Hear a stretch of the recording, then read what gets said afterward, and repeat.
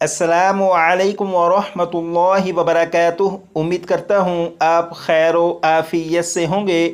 आसान और मुख्तसर तजवीदुल कुरान कोर्स की अल्हम्दुलिल्लाह ये क्लास नंबर 2 है, और क्लास नंबर 2 में गुन्ना के कवाइद में से कुछ कवाइद को पढ़ेंगे।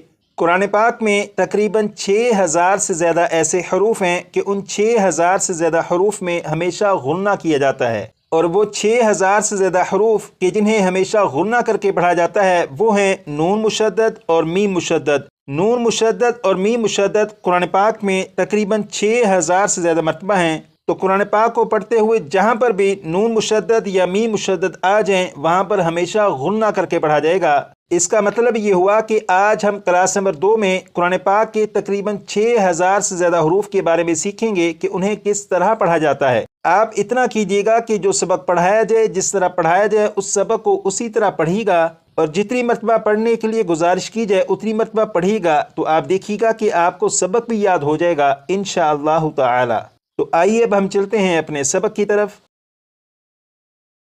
ये आप देखें कि सिर्फ ये वाला जो सबक है, इतना सा सबक अगर अच्छी तरह से समझ कर याद कर लिया तो इसी सबक की बुनियाद पर कुरान पाक के तकरीबन 6000 से ज़्यादा हरूफ को हम पढ़ना सीख लेंगे। तो यहाँ पर आप देखें लिखा है गुन्ना का माना है नाक में आवाज़ ले जाना। गुन्ना का माना है नाक में आवाज़ ले जाना। इसे 6 मरतबा पढ़िएगा।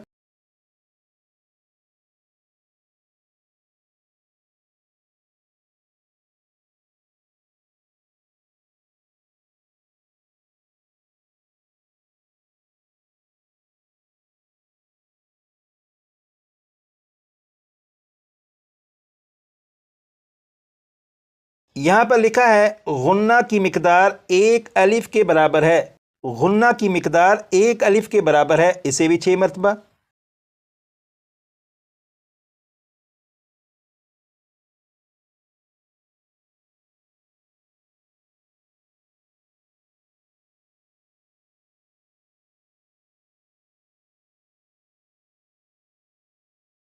अब आप यहाँ पर देखें, ये जो लफ्ज़ है इस लफ्ज़ को 3 मरतबा मैं पढ़ूंगा और उसके बाद 4 मरतबा आप पढ़िएगा। बिस्मिल्लाहिर्रहमानिर्रहीम।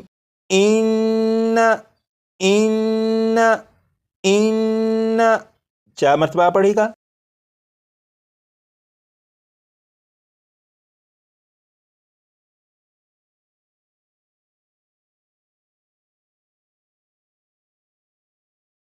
ये जो लफ्ज़ आपने पढ़ा इन्ना, इस लफ्ज़ में गुन्ना हुआ। जैसे ये जो आवाज़ है इन ये जो आवाज़ है, ये आवाज़ नाक में जा रही है और ये गुन्ना हो रहा है। जैसे यहाँ पर आपने पढ़ा गुन्ना का माना है नाक में आवाज़ ले जाना, और नाक में आवाज़ किस तरह जाएगी? जैसे यहाँ पर इन्ना इन ये जो आवाज़ है ये आवाज़ नाक में जा रही है, यानी गुन्ना हो रहा है। इसी तरह यहाँ पर आपने पढ़ा गुन्ना की मिकदार 1 अलिफ के बराबर है। इसका मतलब ये है इस लफ्ज़ को पढ़ते हुए जब गुन्ना करेंगे, जैसे इन्ना, तो ये जो आवाज़ है ये आवाज़ जितनी देर तक आ रही है इतनी मिकदार को 1 अलिफ की मिकदार कहेंगे। यानी गुन्ना जो करेंगे वो 1 अलिफ की मिकदार तक करेंगे, और वो इस तरह होगा इन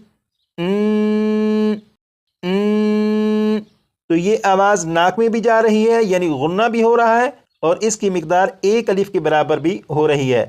लेकिन अगर किसी ने इस तरह पढ़ा इन्नल्लज़ीना इन्नल्लज़ीना, तो ये जो गुन्ना हुआ ये 1 अलिफ की मिकदार से ज़्यादा हुआ, तो इस तरह नहीं पढ़ेंगे, बल्कि गुन्ना जब करेंगे तो इसकी मिकदार 1 अलिफ के बराबर रखेंगे, और वो ये है इन्ना इन्ना। अब यहाँ पर देखें लिखा है नून मुशद्दद और मीम मुशद्दद में हमेशा गुन्ना होता है। नून मुशद्दद और मीम मुशद्दद में हमेशा गुन्ना होता है। इसे भी 6 मरतबा पढ़ेगा।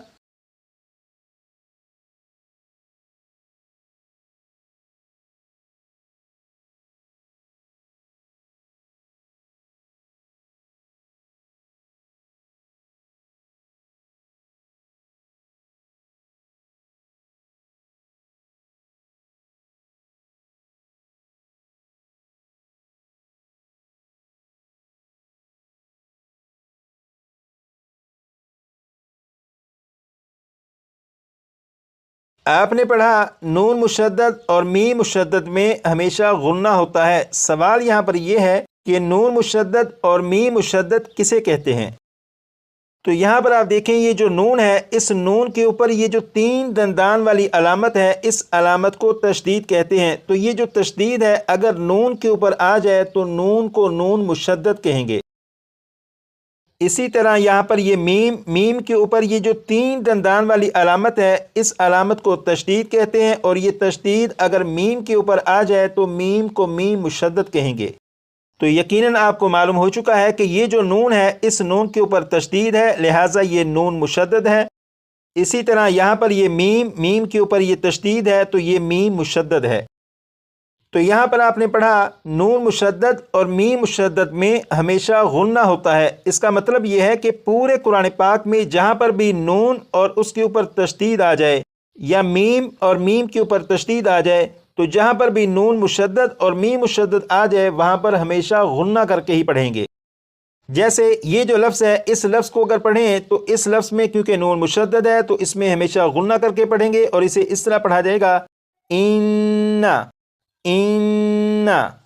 اسی طرح یہ جو لفظ ہے اس لفظ میں یہاں پر یہ میم مشدد ہے تو اس لفظ کو جب پڑھیں گے تو میم مشدد میں غنہ کریں گے، جیسے ثم۔ یہ جو لفظ ہے اس لفظ میں بھی یہاں پر نون مشدد ہے تو اس لفظ کو پڑھتے ہوئے جب نون کو پڑھیں گے تو غنہ کریں گے، جیسے بِأَنَّهُمْ۔ اسی طرح یہ جو لفظ ہے اس لفظ میں یہاں پر میم مشدد ہے تو میم مشدد میں غنہ کریں گے، جیسے فَأُمُّهُ۔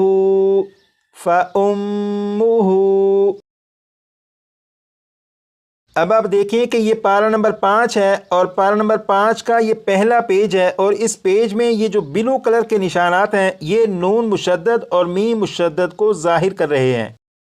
جیسے یہاں پر آپ دیکھیں یہ جو لفظ ہے اس لفظ میں یہاں پر یہ نون اور نون کے اوپر تشدید ہے تو یہ نون مشدد ہے، تو اس لفظ کو پڑھتے ہوئے نون کو جب پڑھیں گے تو اس میں بھی غنہ کریں گے۔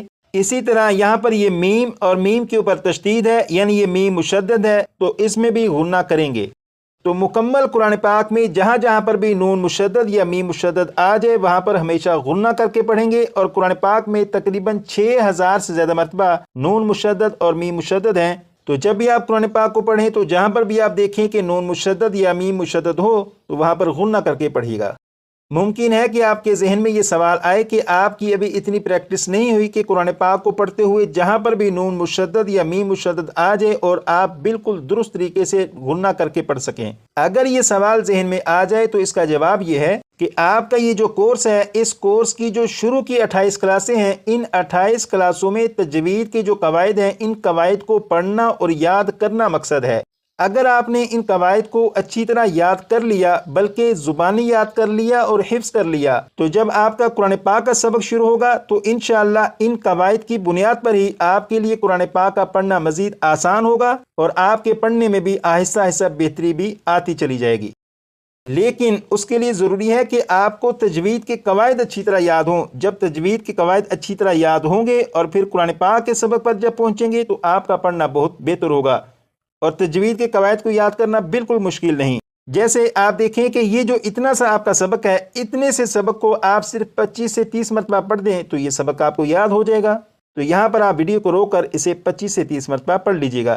جب آپ اس سبق کو پڑھ چکیں تو اس کے بعد کلاس نمبر 1 میں جو سبق آپ نے پڑھا تھا یعنی کھڑی حرکات کا جو سبق آپ نے پڑھا، اس سبق کو بھی کم از کم 15 سے 20 مرتبہ پڑھ لیجئے گا تاکہ یہ سبق بھی آپ کا مزید پختہ اور مضبوط ہو جائے۔